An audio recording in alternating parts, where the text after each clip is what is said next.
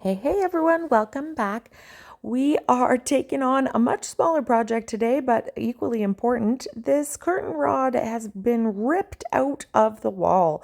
This is actually in our own home. The previous owners installed this, and we are going to fix it and make it right. So unfortunately, this did come crashing down in the middle of the night, but we survived the incident. So we're going to start by removing the screws that are left and getting these curtain rod brackets out of the way here. We are going to reuse them. These ones have two spots for two rods for double curtains in this property.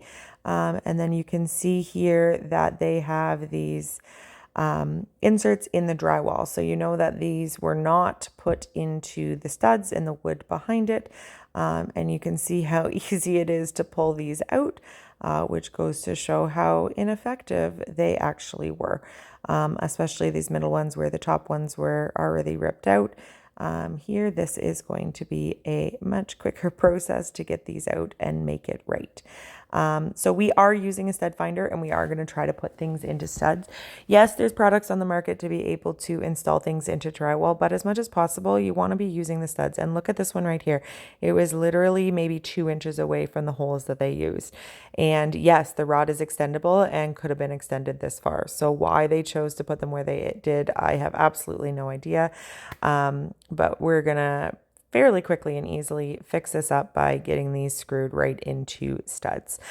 We are located in Canada, and here we have wood studs in behind this is drywall that's on the wall, and so it's not everywhere, but they are up and down, and almost always they're going to be, or they should be, along the sides of windows and doors. And so that's why we assumed that these were in a stud, because they were in a location that would kind of make sense for them to be there. But you can definitely feel it when you're screwing it in. You can feel the difference when you're going into that. It's grabbing it and it's holding it tight. So we're going to get this screwed in here. No affiliation or sponsor, but we have chosen to work with Ryobi products, and we love those tools there. And then we're going to go ahead later. We're not going to show it in this video, but we're going to just fill those holes up. You can see here we're trying to find the studs, and again, you're finding them along the sides of the window. But on this expanse, our midpoint is in the middle of this window, and we were absolutely shocked to find that there was no studs along this whole expanse of this quite long window. That seemed very, very odd for us. So because we only had the 3 hooks to use, we're going to leave that middle one for now.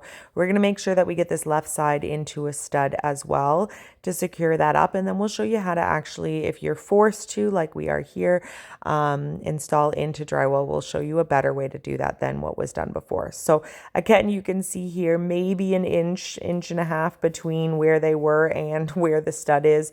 Why they chose to do them where they did, I have absolutely no idea. We kept the height because that height worked with the curtains that we had, so that made things a little bit easier for us. And then we just went ahead and got this screwed in here, right into that stud, getting that really great pressure to hold it into place there, so we know that it's going to be secure.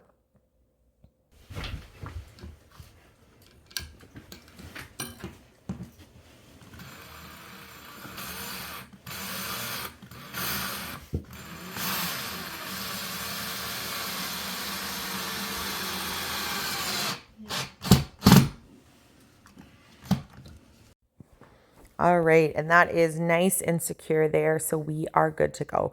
So knowing those end two are in the studs, we are going to go ahead and use this product here. You can see here, this is the one that was in the wall, and you can see the big difference on this other one here is that it's going to be expanding and sticking out. So when you look at them side by side, you can see the big variation, okay?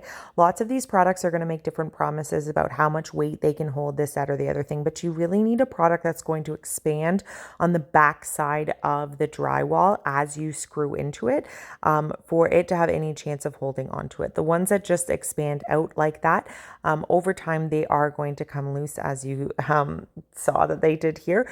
And so you're really needing something like that. So lots of different brands out there, but always looking for something that's going to have that expanse behind it.